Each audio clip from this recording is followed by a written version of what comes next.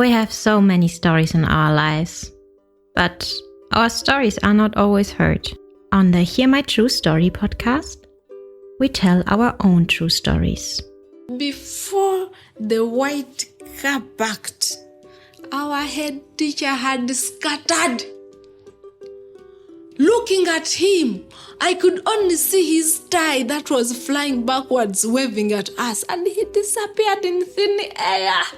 I want to share my life story. I want to share my voice with the people because I know that just a small joke I can tell through this podcast, it will make someone smile. When you ask me what I fear most in life, I would definitely respond to you and say it's fear itself. We are fighting for togetherness.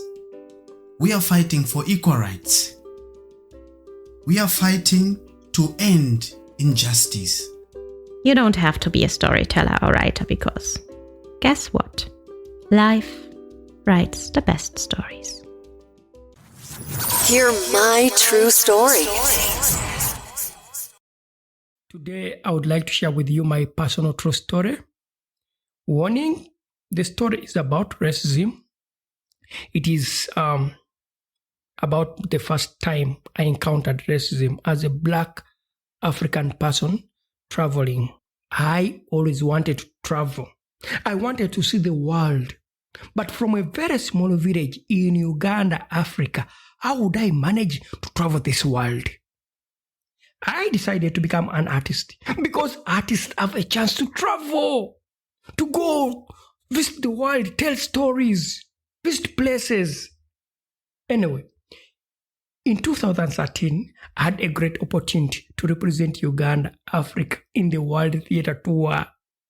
I was to represent the River Nile, the longest river in the world. I was so excited because I was going to travel to Hong Kong, Thailand, Bangladesh, England, France. Let me tell you, when I landed at the Hong Kong airport, I was the only Black person in the line. I was picked out of the line, taken to a small room. Then they interrogated me. They asked me for my invitation letter. They called the organization that had invited me. It took me about 1 hour in that room alone, and later on, they allowed me to cross the border. This did not only happen at the Hong Kong immigration border point. It also happened in Bangladesh airport. I was picked from the line, taken to a small room, then they interrogated me. Can you imagine? All my team members crossed the border and I remained behind for about 30 minutes. But when I was at the airport in Thailand, I did not wait to be picked out of the line to be ashamed again. I saw the border control officer coming towards our team. I already knew it in my mind what is to happen. I just walked directly to the border control officer. After crossing the border, our team leader asked me, why did I do what I did? Why did I leave the line and move directly to the border cross control officer? I told him that none of you could realize that I was always interrogated at all border immigration points because of my color, because I am Black. I was so happy that day. I was so happy that I told my team leader and he shared it with the entire team.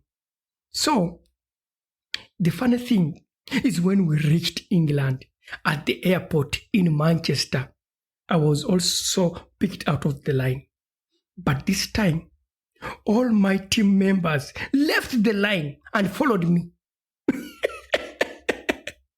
The team asked, why am I being taken aside?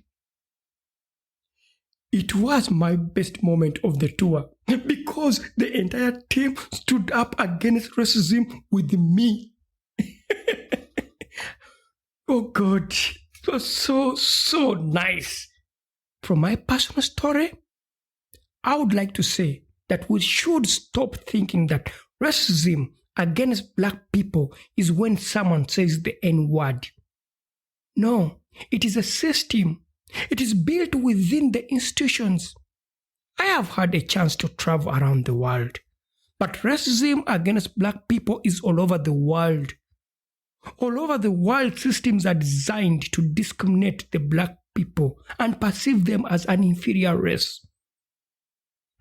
These systems decide what is for a black person, what can be done by a black person. For centuries, black lives have been lost with no justice given to them. Black people have been enslaved and are still enslaved up to date by the white supremacists. This is why I share my personal experience. This is why I continue to say Black Lives Matter. Every day, every time I ask myself that when will I not be judged because of being black? How can I enjoy my freedom as a human being without being reminded of my color? I look forward to a time when I can live in this world where being human comes first, but not my color. Thank you for listening to our podcast, Music by Edwin Matovo, hosted and produced by Otako. Subscribe to our podcast for more stories and visit us on our website, hearmytruestory.com, for more stories. All the links are listed in the show notes of this podcast.